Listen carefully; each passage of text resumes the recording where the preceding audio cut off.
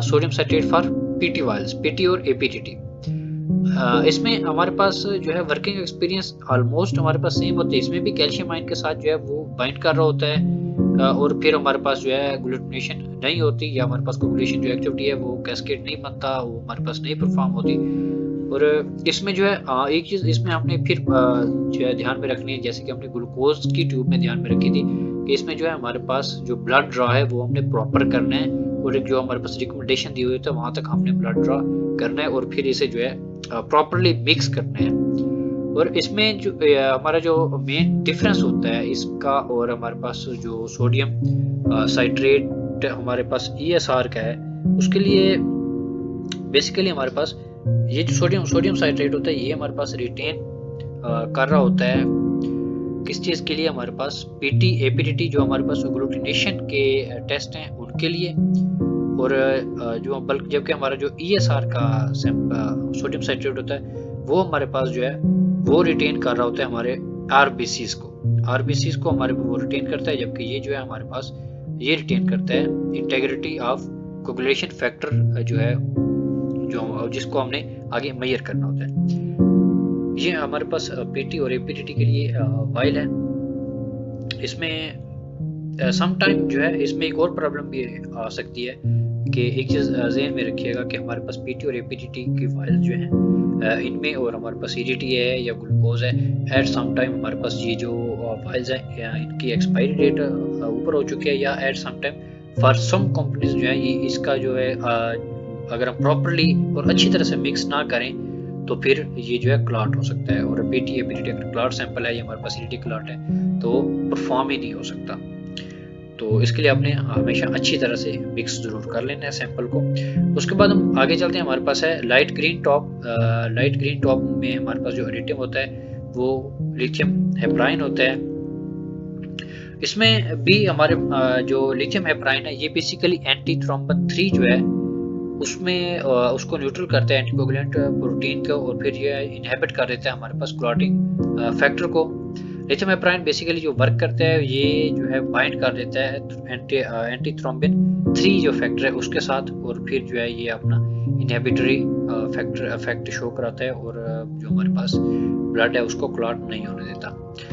उसके बाद हम लाइट ग्रीन टॉप या लिथियम हेपराइन ट्यूब्स को यूज करते हैं ब्लड गैसेस टेस्ट के लिए, फाइब्रिनोजेन के लिए, या सम कार्डियक बायोमार्कर जो होते हैं उनके लिए भी।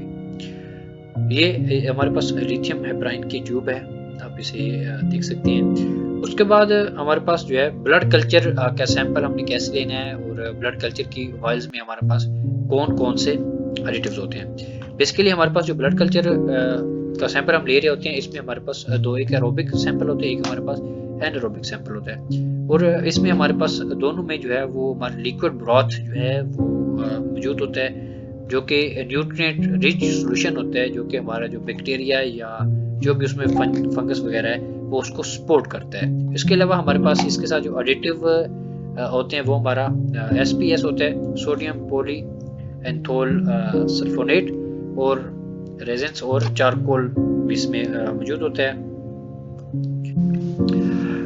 ब्लड कल्चर के जो सैंपल हम कलेक्ट कर रहे होते हैं बेसिकली हम उसको कलेक्ट करते हैं बिलियोटॉप या लाइट पिंक की ट्यूब्स में।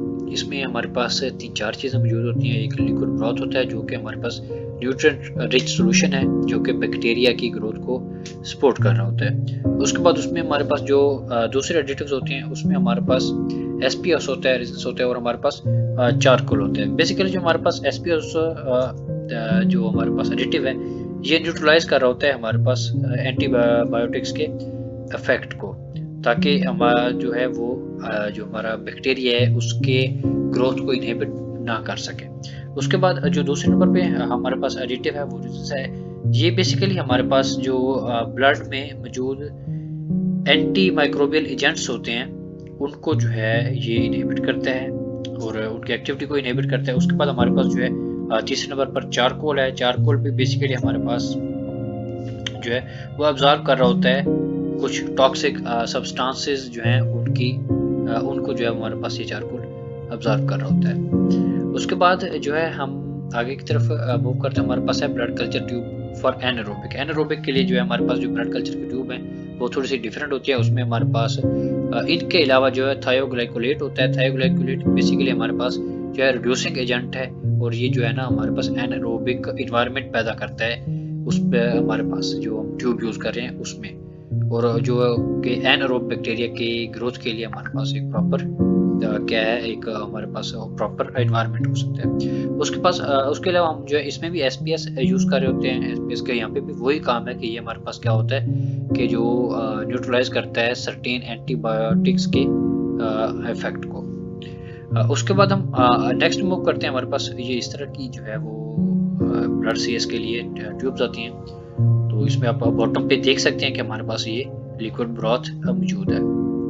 उसके बाद हम यूरिन सैंपल के लिए जो है वो मूव करते हैं। यूरिन कल्चर सैंपल जो है ये आपने हमेशा जो है वो एहतियात से जो है अपने लेना होता है और पेशेंट को मुकम्मल गाइड करना होता है। यूरिन का सैंपल जो है बेसिकली अगर हम इंस्ट्रक्ट करें तो हमारे पास जो है फर्स्ट मॉर्निंग का फर्स्ट सैंपल जो है या मिड स्ट्रीम यूरिन जो है वो एक्सेप्ट होता है। इसमें अपने पेशेंट को डील करना होता है कि हमारे पास जो पेशेंट आ रहा है वो उसको बताएं कि हमारे पास जो है जेनिटल एरिया जो उसका है उसको पहले वो जो है वो एंटीसेप्टिक सॉल्यूशन के साथ ड्राई क्लीन कर ले। उसके बाद जो है वो हमारे पास मिड स्ट्रीम यूरिन दे, मींस पहले यूरिन जो है टॉयलेट में पास करें, उसके बाद जो है यूरिन को स्टॉप करें और फिर जो यूरिन होगा उसको हमारे यूरिन कंटेनर में डालें और उसके बाद फिर जो है यूरिन को स्टॉप करें और यूरिन कंटेनर को साइड पर रख के जो बाकी यूरिन है उसको वो वेस्ट कर दे। इसमें जो हमारे पास मेन प्रिजर्वेटिव एडिटिव होता है वो हमारे पास बोरिक एसिड होता है, जो कि हमारे पास जो बैक्टीरिया हैं उनकी ग्रोथ को क्या कर रहा होता है, रोक रहा होता है, क्योंकि हम एट सम टाइम हमें जो है ड्यूरिंग ट्रांसपोर्ट टू लैब काफ़ी टाइम लग जाता है। इसके बाद हम मूव करते हैं हम अपने तीसरे सैंपल की तरफ, स्वैब का सैंपल। स्वैब का सैंपल बेसिकली जो है हमारे पास बॉडी का फ्लूइड होता है या बॉडी के चंद सेल्स हमने पिक करने होते हैं। तो हमारे पास जो है कॉटन स्टेरिलाइज स्वैब होती है। हम उस स्टेरिलाइज स्वैब को जिस जगह से सैंपल लेना होता है वहाँ पे 2-3 बार जो है वो रोटेट करेंगे और फिर हम उसको जो है हमारे पास एडिटिव का एक खास ट्यूब होती है जिसमें हमारे पास एडिटिव जेल प्रेजेंट होती है, वहाँ पे उसको हम उस ट्यूब में डाल देंगे। अब एडिटिव जेल जो होती है वो हमारे पास बेसिकली जो है वो टेम्परेचर और जेल हेल्प करती है हमारे पास टेम्परेचर को मेंटेन करने के लिए, पीएच सैंपल की मेंटेन करने के लिए, और फिर वो हमारे पास जो बैक्टीरियल ग्रोथ है या दूसरे ऑर्गेनिज्म की ग्रोथ है उसको भी रोक रही होती है। ये हमारे पास इस तरह की स्वैब्स होती हैं। इसमें स्वैब सैंपल में हमने एक और चीज़ जो है जिसका खास तौर पर ध्यान रखना होता है वो ये है कि हमारा जो सैंपल है वो ड्राई ना हो, क्योंकि एट सम टाइम हमारे पास जो स्वैब आ रही होती है उसमें जेल कुछ स्वैब्स में जेल जो है वो उसके कंटेनर में मौजूद होती है, कुछ में जो हमारी जेल है वो मौजूद नहीं होती, जिसमें हमारे पास अगर स्वैब में जेल मौजूद नहीं है तो उसको फौरी तौर पर हम जो है माइक्रो लैब में शिफ्ट करें ताकि वो जो है वो स्ट्रीक हो जाए।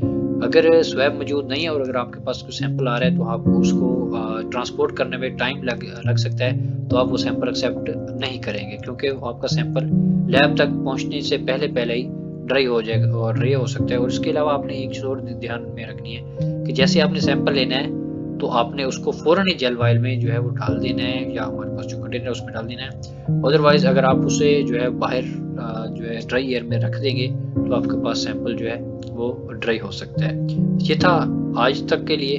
आपने सैंपल नहीं बल्कि इसमें एक और चीज़ भी आगे हमने देखनी है, ऑर्डर ऑफ ब्लड ड्रा के हमने ब्लड को ड्रा कैसे करना है। तो सबसे पहले अगर हम सैंपल ले रहे हैं तो सबसे पहले हम जो ब्लड ड्रा करेंगे वो हम ब्लड कल्चर के लिए ड्रा करेंगे, ब्लड कल्चर की वाइल्स के लिए, क्योंकि इसमें आपने एरोबिक के लिए भी करना होता है एनारोबिक के लिए भी करना होता है। तो एरोबिक और एनारोबिक के लिए हमारे पास जो हमें ब्लड का मिकदार चाहिए होती है वो ज़्यादा होती है। तो इसलिए हम अगर ब्लड का सैंपल ले रहे हैं तो सबसे पहले हम ब्लड कल्चर के लिए सैंपल लेंगे।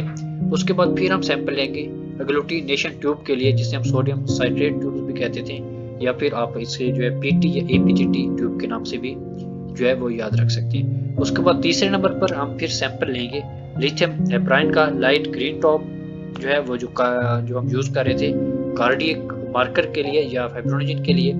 और फिर हम फोर्थ नंबर पे जाके सैंपल लेंगे ईडीटीए का लेवेंडर टॉप जो हम सीबीसी के लिए यूज़ कर सकते हैं। उसके बाद फिफ्थ पे हम जो है सोडियम साइट्रेट ब्लैक टॉप ये सार के लिए जो है सैंपल लेंगे।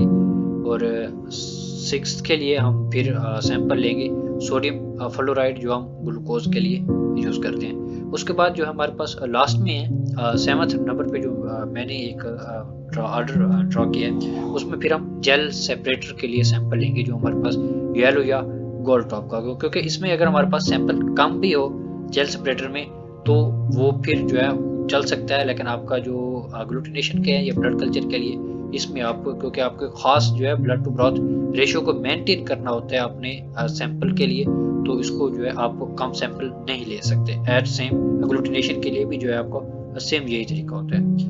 Thank you so much.